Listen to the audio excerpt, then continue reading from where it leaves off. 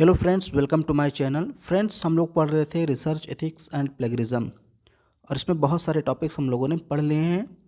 तो कुछ टॉपिक्स इसके और हैं जो बचे हुए हैं, आने वाले वीडियोस में हम लोग उनको कवर कर लेंगे। तो प्री पीएचडी कोर्स वर्क के लिए खासकर ये वीडियोस है, लेकिन अगर आपके सिलेबस में है, यूजीसी नेट जेआरएफ की तैयारी कर रहे हैं, सिलेबस में है तो आप पढ़ सकते हैं। तो इसमें आज हम लोग पढ़ेंगे ऑथरशिप के बारे में।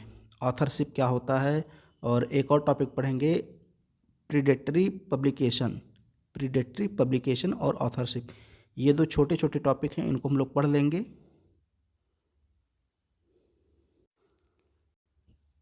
सबसे पहले टॉपिक पढ़ेंगे ऑथरशिप।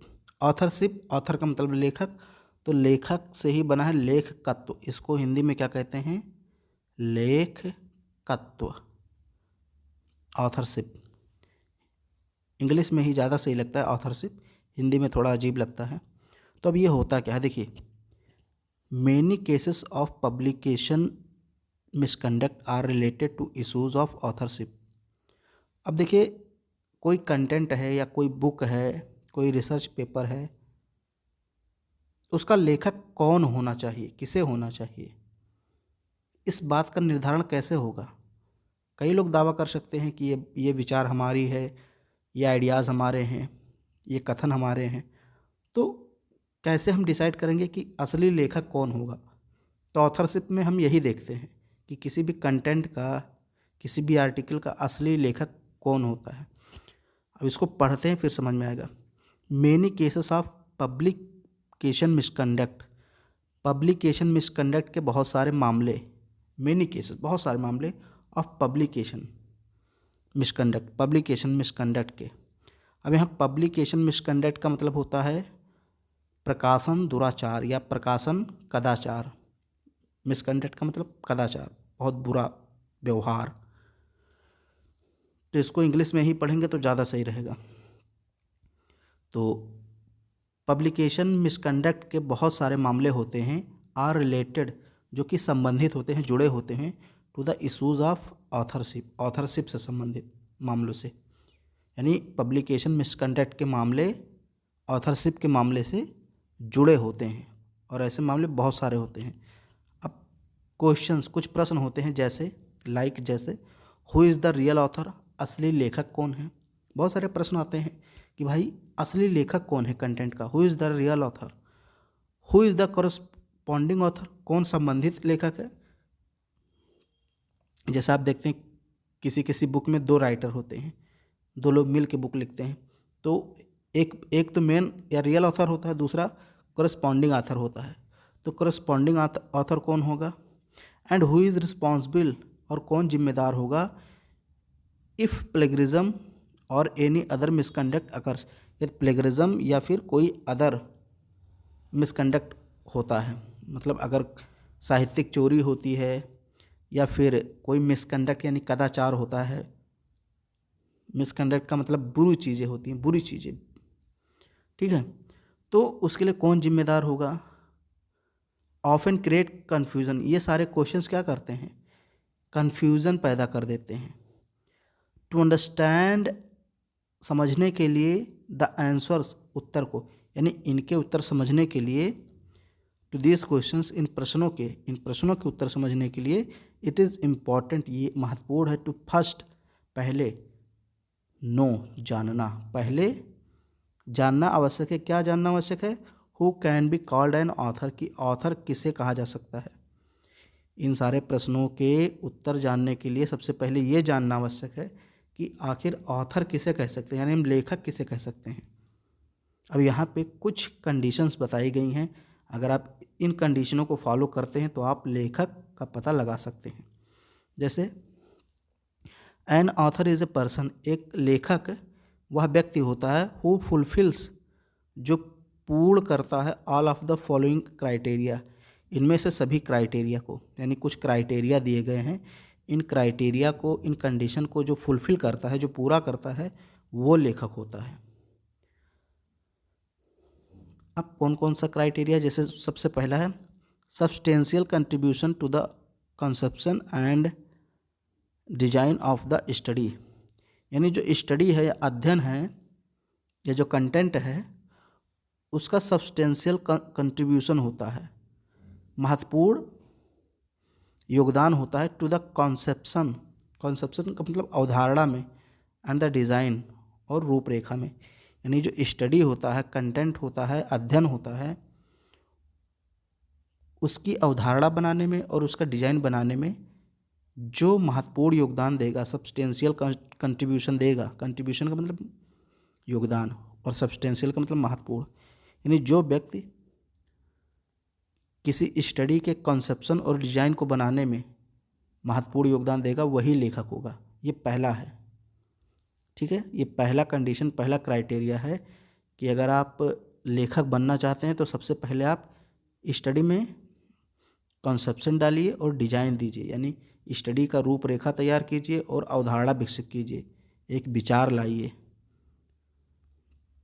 फिर दूसरा क्या है, इन्वॉल्वमेंट इन डेटा कलेक्शन।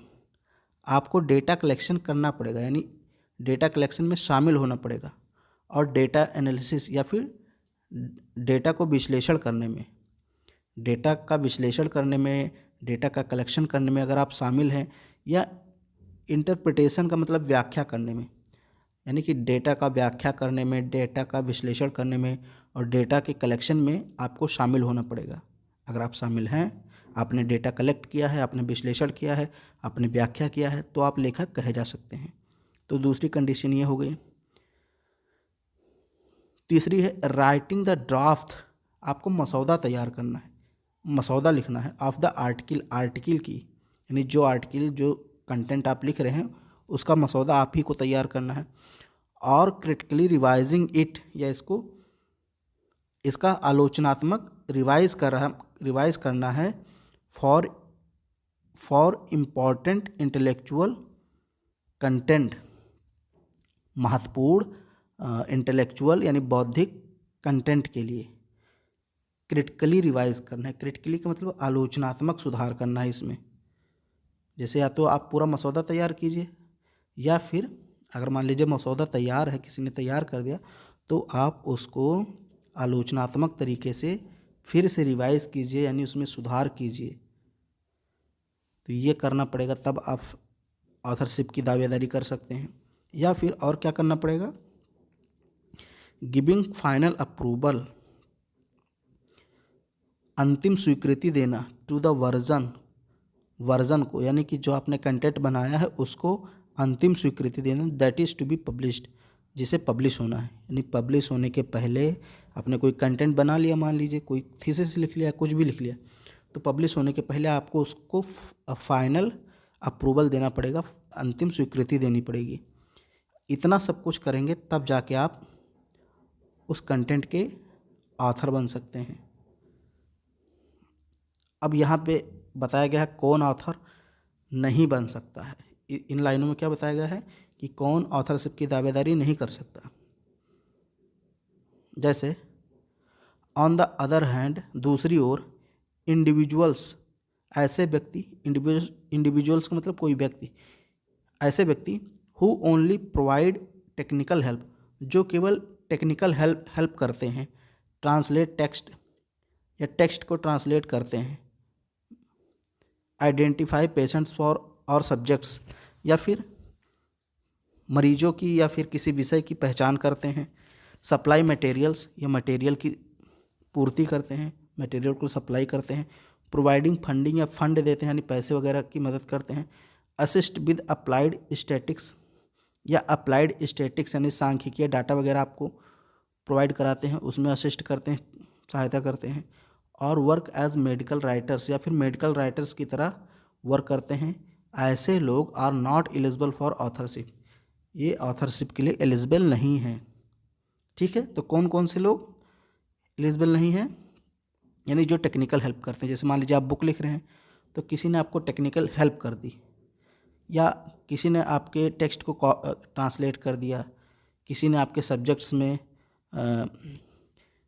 मान लीजिए मेडिकल से संबंधित है तो पेशेंट को आइडेंटिफाई किया, या किसी सब्जेक्ट को आइडेंटिफाई किया, आपको मटेरियल सप्लाई किया किसी ने, आपको किसी ने पैसे की मदद कर दी, या किसी भी प्रकार की अगर कोई मदद करता है तो वो ऑथरशिप के लिए एलिजिबल नहीं हो सकता है।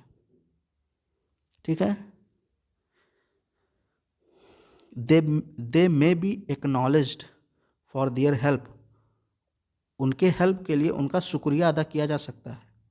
ठीक है, but they can not be listed as authors, लेकिन वो एक ऑथर्स की तरह लिस्ट नहीं किए जा सकते, यानी उनको ऑथरशिप का दर्जा नहीं दिया जा सकता।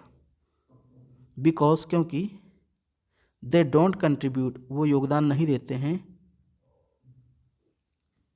To the intellectual aspect of research, research के बौद्धिक पहलुओं पर। भाई वो ऐसा तो है नहीं कि कोई विचार अपने आप से सोच विचार के आपको दे रहे हैं। अगर वो कोई विचार देते हैं, कोई आइडिया देते हैं, तब उनका नाम आप डाल सकते हैं। लेकिन अगर वो कोई विचार, कोई इंटेलेक्चुअल एस्पेक्ट यानी बौद्धिक पहलू जो रिसर्च से संबंधित हो, ऐसा कुछ वो दे नहीं रहे हैं, बस वो आपको बाहरी रूप से मदद कर रहे हैं, पैसे से आपकी मदद कर दे रहे हैं। टेक्निकल प्रॉब्लम है तो उसकी मदद कर दे रहे हैं, या आपको लैपटॉप दे दे रहे हैं, आपको फ़ोन दे दे रहे हैं अपना। ठीक है, तो ऐसे लोगों को ऑथर नहीं बनाया जा सकता। तो ये रहा ऑथरशिप। अब इसी में एक टॉपिक और है, उसको भी हम लोग पढ़ लेते हैं, प्रीडेटरी पब्लिकेशन। ये छोटा सा टॉपिक है, प्रीडेटरी पब्लिकेशन। प्रीडेटरी का मतलब होता है शिकारी या भक्षक, जो शिकार करते हैं लाभ के लिए। तो अब यहाँ इसको पहले मैं समझा देता हूँ, फिर इसको पढ़ते हैं हम लोग। देखिए, कुछ पब्लिकेशन ऐसे होते हैं, कुछ पब्लिशर्स या कुछ जर्नल्स ऐसे होते हैं। जर्नल्स या पब्लिशर्स होते कौन, पहले ये आप जानिए। जैसे आप बुक लिखते हैं या कोई पेपर लिखते हैं, कोई आर्टिकल लिखते हैं, कोई रिपोर्ट लिखते हैं, तो इनको पब्लिश करने वाला कोई होता है, कोई संस्था होती है, कोई, ठीक है, संगठन होता है, उसी को पब्लिशर्स या पब्लिकेशन बोलते हैं। तो आप जब कंटेंट उनके पास ले जाते हैं लिख करके और कहते हैं कि इसको आप छाप दीजिए, पब्लिश कर दीजिए, तो उनका काम होता है, पहले वो आपके कंटेंट को देखेंगे कि हाँ आपका कंटेंट असली है कि नहीं, कॉपीराइट वाला तो नहीं है, मतलब उसकी पूरी तरीके से उसकी क्वालिटी की जांच करते हैं कि ये मौलिक है या फिर कॉपी पेस्ट किया हुआ है। तो पब्लिकेशंस का ये काम होता है भाई कि वो जांच पड़ताल करके फिर आपके कंटेंट को छापेंगे। लेकिन कुछ पब्लिकेशन ऐसे होते हैं जिनको पैसे की भूख रहती है, वो पैसे के लिए कुछ भी कर सकते हैं। आप उनको पैसा थमा दीजिए, फिर कोई भी कंटेंट ले जाइए उनके पास, वो छाप देंगे। तो ऐसे पब्लिकेशन को जो पैसे के लिए बिना क्वालिटी चेक किए कंटेंट को छाप देते हैं, बुक्स आर्टिकल्स को छाप देते हैं, उनको प्रीडेटरी पब्लिकेशन बोला जाता है। ठीक है, ऐसे पब्लिकेशन जो केवल और केवल पैसे के लिए बिना क्वालिटी चेक किए बुकें छाप देते हैं, आर्टिकल छाप देते हैं, तो ऐसे पब्लिकेशन को प्रीडेटरी पब्लिकेशन बोला जाता है। ठीक है, अब इसको पढ़ते हैं फिर समझते हैं। प्रीडेटरी पब्लिशिंग मीन्स, यानी प्रीडेटरी पब्लिशिंग का मतलब है जर्नल्स और पब्लिशर्स, यानी ऐसे जर्नल्स और पब्लिशर्स दैट पब्लिश, जो पब्लिश करते हैं रिसर्च कंटेंट, शोध विषय को, रिसर्च कंटेंट मतलब शोध विषय को पब्लिश कर देते हैं। अब इसमें क्या क्या आता है, जैसे आर्टिकल्स आ गया, कोई बुक्स आ गया, कॉन्फ्रेंस रिपोर्ट, इन सबको पब्लिश कर देते हैं जस्ट टू मेक मनी, केवल और केवल मनी के लिए, यानी पैसे के लिए। तो ऐसे पब्लिकेशन को क्या कहते हैं, प्रीडेटरी पब्लिकेशन कहते हैं। दे ऑफन डू दिस, वे ऐसा प्रायः करते हैं इन ए डिसेप्टिव, मानी एक धोखेधड़ी और डिसऑनेस्ट या बेईमानी वे तरीके से। ऐसा वो क्यों कैसे करते हैं, धोखेधड़ी या बेईमानी तरीके से करते हैं। And do not care about quality checks, और क्वालिटी चेक को लेकर वो कोई परवाह नहीं करते हैं, यानी कि कंटेंट कैसा है, उसकी क्वालिटी कैसी है, उसमें क्या लिखा है, कोई परवाह नहीं करते हैं और पैसे के लिए छाप देते हैं। Predatory publishers are usually profit making business, ये जो प्रीडेटरी पब्लिशर्स होते हैं ये सामान्यतः कौन होते हैं, प्रॉफिट मेकिंग बिजनेस, ये केवल लाभ कमाने वाले व्यक्ति होते हैं, व्यवसायी होते हैं। बट सम, लेकिन कुछ लोग या कुछ पब्लिशर्स में प्रिटेंड बहाना बनाते हैं टू बी नॉन प्रॉफिट, गैर लाभकारी होने का ऑर्गेनाइजेशन, संगठन, यानी गैर लाभकारी संगठन होने का।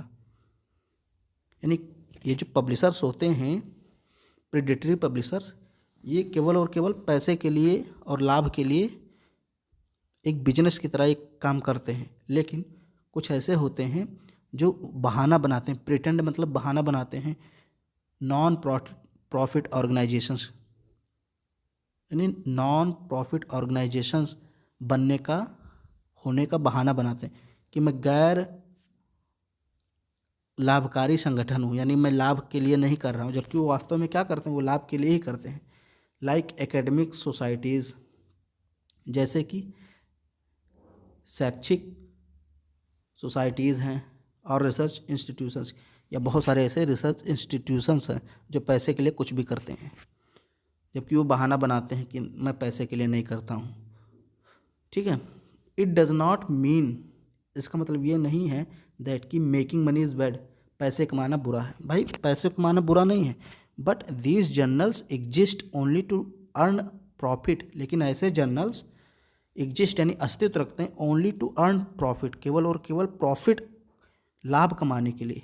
एंड डू नॉट फॉलो, और फॉलो नहीं करते पब्लिकेशन इथिक्स, शैक्षिक नैतिकता, और मेंटेन हॉनेस्टी, और ना तो मेंटेन हॉनेस्टी यानी हॉनेस्टी ईमानदारी को नहीं रखते। कहने का मतलब ऐसे पब्लिशर्स ना तो ईमानदारी को ध्यान में रखते हैं और ना तो पब्लिकेशन इथिक्स को, ये केवल और केवल मनी को ध्यान में रखते हैं। तो ऐसे पब्लिकेशन को प्रेडेटरी पब्लिकेशन कहते हैं। इसलिए कहा जाता है कि जब भी आप कोई अपना कंटेंट या आर्टिकल या बुक्स छपवाएं तो किसी अच्छे मान्यता प्राप्त जाने माने पब्लिकेशन के पास जाएं। ठीक है। तो ये दो टॉपिक थे, प्रेडेटरी पब्लिकेशन और ऑथरशिप, जो मैंने कवर कर दिया। इसी में से कुछ आपको क्वेश्चंस मिल जाएंगे जो मैं क्वेश्चंस भी करा दूंगा। पहले आपका जो है इसमें 1-2 वीडियो और आएगा, उसको जो है बना के पूरा आपका सिलेबस कंप्लीट करा दूंगा रिसर्च एथिक्स एंड प्लेगरिज्म का। फिर उसके बाद उससे रिलेटेड हर एक टॉपिक से रिलेटेड कम से कम 10-10 या 15-15 क्वेश्चंस मैं करा दूंगा। तो वीडियो पसंद आए तो उसको लाइक कर दीजिए, शेयर कर दीजिए, और चैनल पर पहली बार आए हैं तो चैनल को सब्सक्राइब जरूर कीजिए।